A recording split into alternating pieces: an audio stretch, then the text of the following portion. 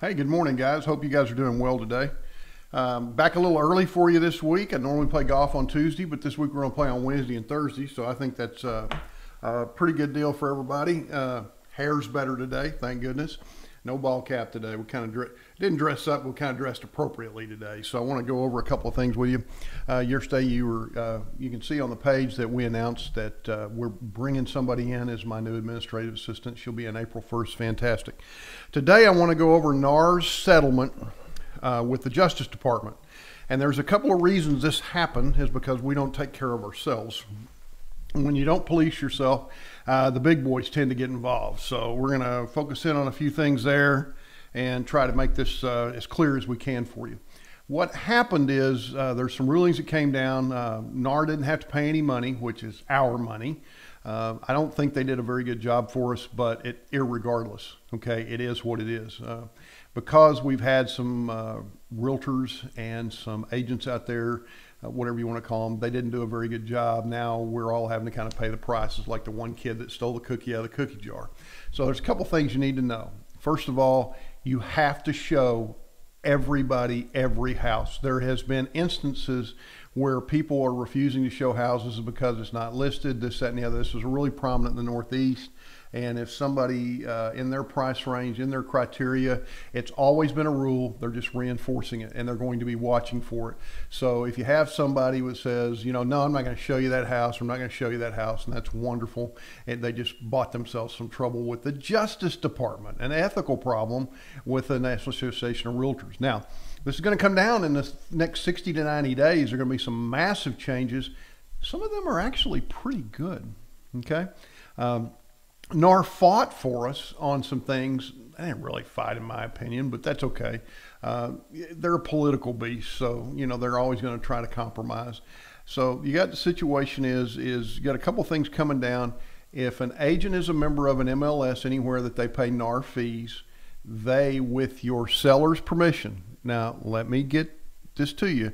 With your seller's permission, have the right to access the house and show it. So that means anybody out of Dallas that wants to show a house in Tyler, with your seller's permission, if your seller okays that any agent in the state of Texas can show it, then they have to be granted access by the MLS, by the lock boxes. So that's going to be some reprogramming and stuff like that. Now, once again, the key there, if your seller grants permission. Now, there's also a couple of caveats that you need to know about Texas. Texas has a law in the Texas Real Estate Commission. One of the rules is you have to be familiar with your area. And that is designed because we have agents that go into other territories, try to show houses, try to inconvenience the realtor. Now, if it inconveniences you, it's not a problem. They'd have to have access to the lockbox. I'm not putting combos on all that. Also, I suggest, my suggestion is to realtors out there, we want to, of course, sell the house, but we also in the listing agreement, if you're not a member of our MLS, we pay a reduced amount anyway. So make that clear up front. You know, if the seller agrees, that's absolutely fine, but instead of getting paid this amount, you're getting paid this lesser amount. And so as long as you're okay with it. Now, they can't refuse to show it because it pays less commission. Ha-ha, see? So they have to come show it. Once they bite off that customer and say, yes, I'll be your representative, okay, they have a responsibility to show it. And if it pays less, you cannot back out then. You have to show it at that time. All money is broker to broker. We've had situations where agents say, well, we're not going to pay you because you're not a member of the MLS, the agent. Well, the broker is. And so all money's broker to broker. So if you show one, and you say you're familiar with Tyler and you're in Longview and you come over and you show one on a combo and the agent says, I'm not going to pay you, but this percentage because you're not a member of the MLS, I'm sorry, my broker is, we get the full commission. And they can call TAR Legal Hotline and then get that done. You can have the seller, when you take the listing agreement, you can have the seller sign a waiver, just write one up that says access to be granted only to whatever, Tyler MLS, Longview MLS, Dallas MLS, you see what I'm saying? You can have that and you can just say, I'm sorry, the seller's not allowing, and we do have it in writing. And so those things are great. And that's for protection, because if you have it on a combo and you have, we have caught in the last 2 years several times somebody out of Dallas had a combo, them giving the customers the combo and the customer going through the house without a licensed realtor. So if you want to protect your customer, things like that, I don't have a problem with that. All right. Don't have a problem with that. It's not going to inhibit the sale of the property. What they're trying to do is they're trying to be very, very fair to agents that have MLSs that butt up against each other. And we do. Longview and Tyler cross over. But I'm going to give you an example. We had a listing in Hallsville, Texas, out of a Lufkin agent with a Lufkin lockbox on it. Unbelievable. These people were expecting to sell this house, and this people, okay? So, you know, you got a mess on your hands. So we want to make sure that customers are treated, the object is to treat everybody fairly. So, you know, all you do is you advise the agent, it normally pays this. If you're going in, it's only going to pay 1%, it's only going to pay this, it's only going to pay that. And when they start throwing a fit, just say, I'm sorry, you have an obligation to show your client, okay? I have an obligation under the very new rules. Hey, Lauren, how are you? I have a beautiful young lady there out of Houston, good lender. I love Lauren. She's amazing. Guys, you have an obligation to get this thing done, and you have an obligation to sell the house if your people want to see it. I don't have an obligation to pay you the full commission if you're not a member of our MLS. Okay, so just have to tell you that those rules on the listing agreement still stay in place. The rules under TREC that you have to be competent in the market that you're showing and selling and representing your client in are still in place. And so you're going to see more of those rules come into play. And I'm excited about it, okay? Also coming down in the MLS, all right, it has to be disclosed, the buyer's compensation now. Now, guys, let me tell you, so there's a lot of agents that are going to get upset about that. I don't care. The buyer's agent knows I get paid, and I'll say through a commission sharing agreement with the selling agent, I'm getting 3%, 2.5%, whatever I'm getting. I will tell them up front what I'm getting. And if they don't want me to make money after all the education, all the money I've invested, everything my experience, then I don't want them as a client. Let's be realistic about this, okay? You and I both know that a tonsillectomy ain't worth $50,000. I'm paying for the guy's experience, his education, the fact that he knows what he's doing. And you know, if I'm not willing to do that, he's not going to give me a tonsillectomy. We have to start acting more professional and saying, here's what I'm worth because of what I've done and what I'm capable of doing for you. If the deal goes smoothly, it's because I smoothed it out for you. So I have no problem with that. So the MLS will start publishing the compensation that the buyer's rep's getting. Okay, we can, you know, and if the buyer wants to negotiate that, so absolutely not. We're not going to negotiate that. Now, the big thing that I think was amazing is you have agents that always, I represent the buyer for free. No, you don't. You're getting compensated. So you can no longer advertise that services to the buyer are free because they're not. You're getting paid by somebody. Okay, you're coming out of the seller proceeds and things like that. And I think it's wonderful. Okay, you know, everybody's scared that they're going to make the buyer start paying the commission, this, that, and the other. You know, when you're doing FHA houses and people have to get 3.5% to get into a house and they're scraping by, it's not going to be that way. It can be that way on commercial, and it is on a lot of commercial deals, okay? You can just look at a seller and say, look, if that's the way you want to do, your house is never going to sell, okay? It just can't. Human nature will take over. We're obligated to show it, okay, if we put a customer in there and all that. But you know, if you put in there buyer pays their own, you're going to have a real tough time, because I mean, we're going to look at our buyer, put on buyer's rep and say you have to pay me 3%. So you got to pay 3.5% and closing costs and stuff for an FHA, or 5% or 3% for conventionals, or 10% or whatever. And in addition to that, you've got to pay me. It's traditionally came out of the seller's proceeds through the listing agent, and I think that's fantastic. We're now just having to be more transparent about it. And trust me, if a customer is offended that you're making money, you don't have a customer, you have a leech. Get rid of them, okay? You know, I never had a customer that faulted me for making money, all right? I earned it.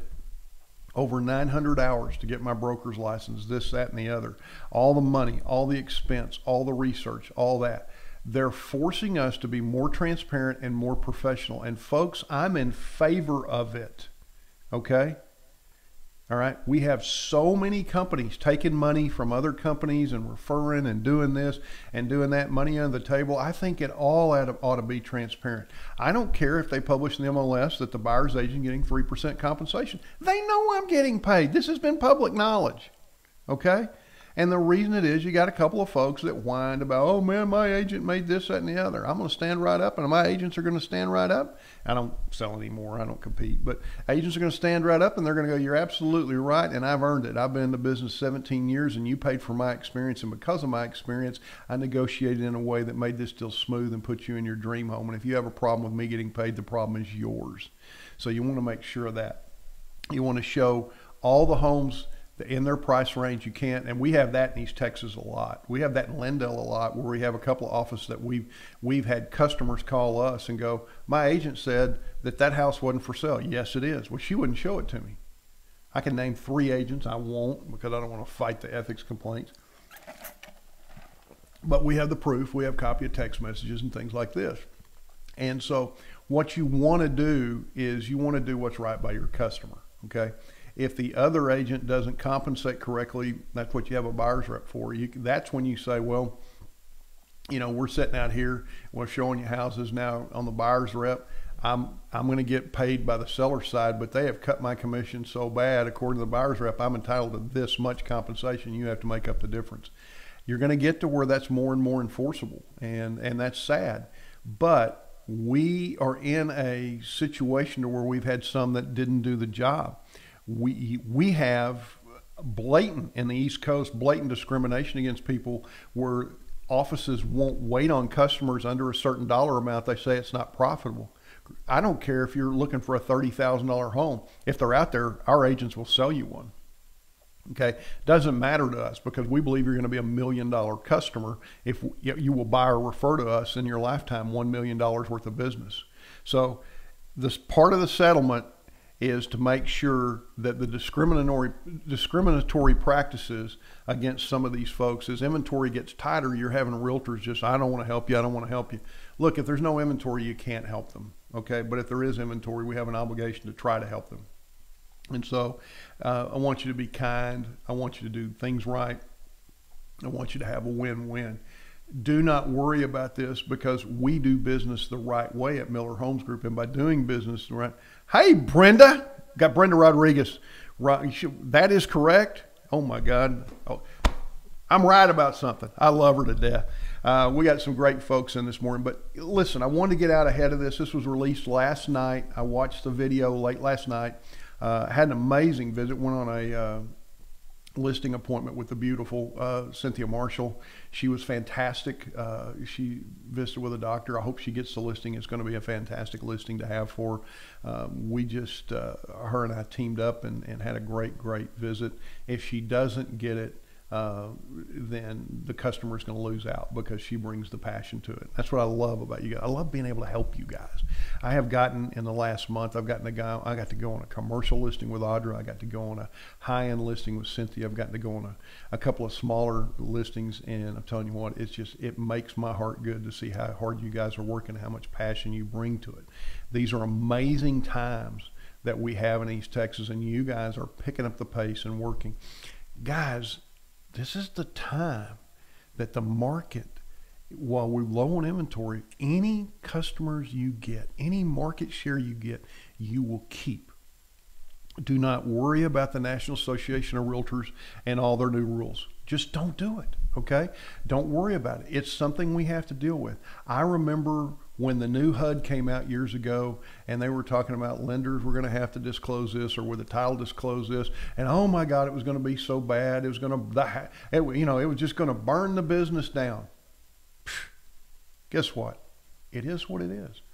I have no problem with transparency, because if a customer doesn't want me to be profitable, I have no reason to have them as a customer.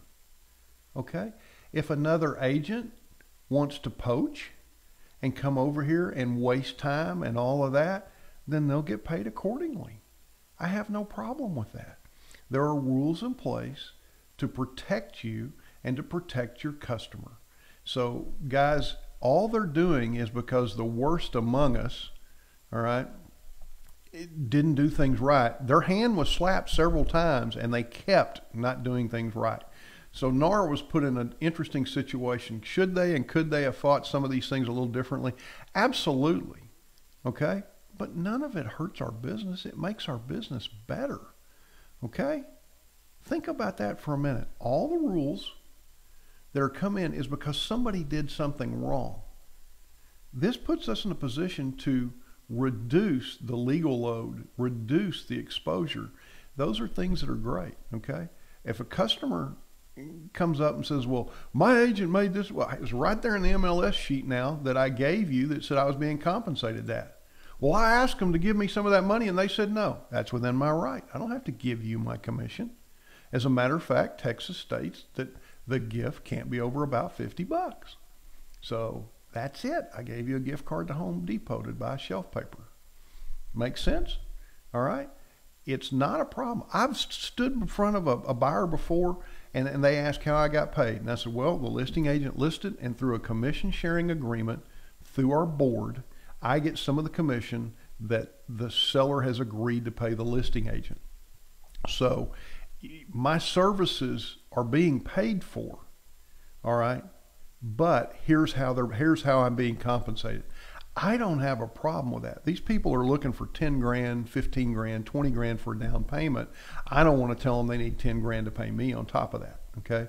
It's been well proven by NAR and other forces out there that that using a realtor makes you more money than going for a FSBO and things like that. Can you imagine the FSBOs coming up this spring after the freezes and all the stuff that was fixed improperly, and now they're going to have mold when the weather gets warm and this, that, and the other, and they didn't have a realtor come in and say, wait a minute, let's look at this seller's disclosure. You didn't have frozen pipes, your neighbor did. Well, yeah, I had a few. It needs to be on here. Those type of things, okay? Can you imagine all the stuff that's going to be hidden? All right? We're going to be needed more than ever. We have to recognize our need. We have to be transparent about it. I have no problem telling anybody how I get paid. And I have no problem sending a referral for a $25,000, $30,000, $10,000 lot, house to any of our agents, because I know if there's one available, they'll sell it. They'll get that money. So those are the amazing things that are going on in our business. You can dwell on the negative, okay? And I believe NAR could have fought a little harder and restructured some of this a little differently, okay? But I got to tell you, it had gone on so long, and the warnings had been being given for so long to everybody, and they weren't addressed. They were just given lip service. So the Department of Justice had to come down on somebody. If your buyer has a problem with you making money, what do they do for a living? Okay? Making money is not a bad word. Making a lot of money is not a bad word. Okay? Through the fact that you make money, you're able to support your insurance agent. You're able to support a lawn guy if you have a lawn guy. If you get your nails done, somebody's looking forward to that. I go back to the story where the guy who bought the $100,000 Corvette, and somebody said, man, with that $100,000, you could have fed a lot of people. He said, well, I don't know how many people I could have fed, but I fed a lot of people in Lexington, Kentucky who made it for me.